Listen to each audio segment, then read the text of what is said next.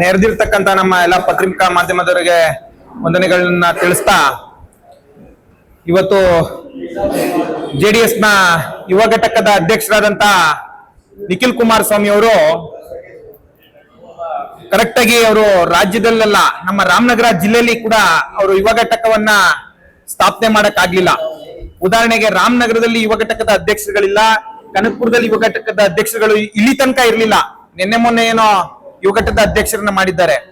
ಅವರು ನೇರವಾಗಿ ಸಂಘಟನೆ ಮಾಡ್ಬೇಕಾಗ್ತಾ ಇರೋದು ಯುವ ಘಟಕನ ಸಂಘಟನೆ ಮಾಡ್ಬೇಕಾಗಿತ್ತು. ಅದನ್ನ ಬಿಟ್ಟು ನಮ್ಮ ನಾಯಕರಾದಂತ ಡಿ ಕೆ ಶಿವಕುಮಾರ್ ಅವರ ಬಗ್ಗೆ ಮಾತಾಡ್ತಾ ಇರೋದ್ರಲ್ಲಿ ಅರ್ಥನೇ ಇಲ್ಲ.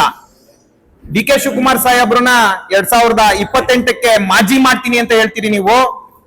ನೀವು ಇದುವರೆಗೂ ಇಂತಹ ದುರಂಕಾರದ ಮಾತಿನಿಂದಲೇ ಇದುವರೆಗೂ ನೀವು ಮಾಜಿ ಆಗಕ್ಕೂ ಆಗ್ಲಿಲ್ಲ, ನೀವು ಹಾಲಿ ಆಗಕ್ಕೂ ಆಗ್ಲಿಲ್ಲ. ಮುಂದೆನೂ ಕೂಡ ನೀವು 2028ಕ್ಕೂ ನೀವು ಹಾಲಿ ಆಗಕ್ಕಾಗಲ್ಲ ಅನ್ನೋದನ್ನ ಈ ನಿಮ್ಮ ಒಂದು ಕೀಳು ಮಟ್ಟದ ಮಾತಿಂದ ನೀವೇ ತೋರ್ಪಡಿಸ್ಕೊತಾ ಇದೀರ. ನಿಖಿಲ್ ಕುಮಾರಸ್ವಾಮಿ ಅವರೇ, ನಮ್ಮ ನಾಯಕರಾದಂತ ಡಿ ಕೆ ಶಿವಕುಮಾರ್ ಅವ್ರ ಬಗ್ಗೆ ಮಾತಾಡಕ್ಕೆ ನಿಮ್ಗೆ ಒಂದು ಹಕ್ಕಿಲ್ಲ. ನೀವು ಮೊದಲು ಪಕ್ಷ ಸಂಘಟನೆ ಮಾಡೋದ್ರ ಮುಖಾಂತರ ನೀವು ಗಮನ ಕೊಡ್ಬೇಕು, ಅದ್ರ ಕಡೆ ಗಮನ ಕೊಡ್ಬೇಕು. ಅದನ್ನ ಬಿಟ್ಟು ದೊಡ್ಡ ನಾಯಕರಾದಂತ ನಮ್ಮ ಡಿ ಕೆ ಶಿವಕುಮಾರ್ ಸಾಹೇಬ್ರು ಅವರು ಮುಖ್ಯಮಂತ್ರಿ ಸ್ಥಾನದಲ್ಲಿರುವಂತವ್ರಿಗೆ ನೀವು ಮಾತಾಡ್ಲಿಕ್ಕೆ ಹಕ್ಕಿಲ್ಲ. ಇನ್ನು ನಿಮ್ನ ಜನ ಒಪ್ಕೊಳ್ಳಿಲ್ಲ. ಒಂದು ಬಾರಿ MLA ಆಗಿ ಒಪ್ಕೊಂಡಿದ್ದಿದ್ರೆ, ನೀವು ಈ ಮಾತಾಡಿದಿದ್ರೆ ನಾನು ಕೂಡ ಒಬ್ಬ ಯುವಕನಾಗಿ ನಿಮ್ಮ ಮಾತನ್ನ ಒಪ್ಕೋತಿದ್ದೆ. ನೀವು ಇದುವರೆಗೂ ನಮ್ಮ ರಾಮನಗರದಲ್ಲಿ ಜನ ಒಪ್ಲಿಲ್ಲ ನಿಮ್ಮನ್ನ, ಮಂಡ್ಯದಲ್ಲಿ ಒಪ್ಲಿಲ್ಲ ನಿಮ್ಮನ್ನ ಜನ. ಮೊನ್ನೆ ಚನ್ನಪಟ್ಟಣದಲ್ಲಿ ಬಹಳ ವೀರಾವೇಶದಿಂದ ಹೋರಾಟ ಮಾಡಿ ನೀವು ನಿಮ್ಮ ಕಾರ್ಯಕರ್ತರು, ನೀವು ನಿಮ್ಮ ಮುಖಂಡರು, ಇಡೀ ರಾಜ್ಯದ ಎಲ್ಲಾ ಮುಖಂಡರುಗಳು ಬಂದು ಹೋರಾಟ ಮಾಡಿದ್ರಿ. ಅಲ್ಲೂ ಕೂಡ ಜನ ನಿಮ್ಮನ್ನ ಒಪ್ಕೊಳ್ಳಿಲ್ಲ.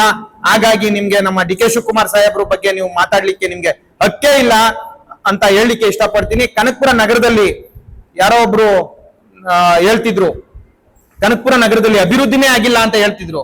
ಅಭಿವೃದ್ಧಿ ಆಗಿದೆ ಆಗಿಲ್ಲ ಅನ್ನೋದು ನಮ್ಮ ಪತ್ರಿಕಾ ಮಾಧ್ಯಮದವರೆಗೂ ಇಲ್ಲಿ ಮುಂದೆ ಕೂತಿರುವಂತವ್ರಿಗೆ ಗೊತ್ತು ಎಷ್ಟು ಅಭಿವೃದ್ಧಿ ಆಗಿದೆ ಅಂತ. ಮನೆಗೂ ಕಾವೇರಿ ನೀರು, ಅದು ಮನೆಯಿಂದ ಆಚೆ ಅಲ್ಲ, ಮನೆ ಒಳಗಡೆ ಗೃಹಿಣಿಯರು ಏನು ಅಡಿಗೆ ಮಾಡ್ತಾರೆ ಆ ಜಾಗಕ್ಕೆ ಕಾವೇರಿ ನೀರು ತಂದು ಕೊಡ್ತಾ ಇರ್ತಕ್ಕಂಥ ನೆಲ್ಲಿ ಹಾಕಿ ಕೊಡ್ತಂತ ಕೆಲಸ ಮಾಡಿರುವಂತವ್ರು ನಮ್ಮ ನಾಯಕರಾದಂತ ಡಿ ಕೆ ಶಿವಕುಮಾರ್ ಸಾಹೇಬ್ರು, ಡಿ ಕೆ ಸುರೇಶ್ ಅಣ್ಣವರು ಅನ್ನೋದಕ್ಕೆ ನಾವು ಹೇಳಲಿಕ್ಕೆ ಇಷ್ಟಪಡ್ತೀನಿ. ನಮ್ಮ ನಾಯಕರಾದಂತ MLC ರವಣ್ಣವರು ಅಂತ ಹೇಳಲಿಕ್ಕೆ ಇಷ್ಟಪಡ್ತೀನಿ. ನಮ್ಮ ನಾಯಕರಾದಂತ ಡಿ ಕೆ ಶಿವಕುಮಾರ್ ಅವ್ರ ಬಗ್ಗೆ ಮಾತಾಡ್ಲಿಕ್ಕೆ ನಿಮ್ಗೆ ಹಕ್ಕೇ ಇಲ್ಲ. ನೀವು ಫಸ್ಟ್ MLA ಆಗಿ ಬನ್ನಿ, ಆಮೇಲೆ ಮಾತಾಡಿ, ಆಮೇಲೆ ಒಪ್ಕೋತೀನಿ. ಜನ ನಿಮ್ಮನ್ನ 2028ಕ್ಕೂ ಹಾಲಿನೂ ಮಾಡೋದಿಲ್ಲ, ಮಾಜಿನೂ ಮಾಡೋದಿಲ್ಲ. ನೀವು ಬರೀ ಕೇವಲ ಅಭ್ಯರ್ಥಿಯಾಗೆ ಉಳ್ಕೋತೀರಿ. ನೀವು JDS ನ ಬರೀ ಅಭ್ಯರ್ಥಿ ಅಷ್ಟೇ ನೀವು ನಿಖಿಲ್ ಕುಮಾರಸ್ವಾಮಿ ಅಂತ ಹೇಳಿ ಪತ್ರಿಕಾ ಮಾಧ್ಯಮದವರಿಗೆ ವಂದಿಸುತ್ತಾ ನಾನು 2 ಮಾತು ಮುಗಿಸ್ತೀನಿ.